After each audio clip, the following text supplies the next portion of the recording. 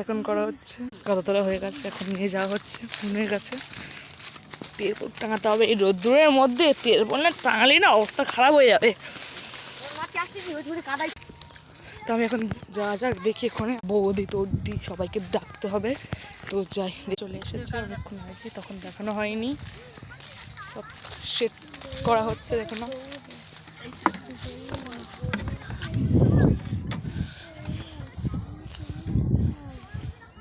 এখন সবজি কাটা হবে, সব দেখা যাচ্ছে হয় লাইন চলে এসে বক্স ছাড়া হবে। তো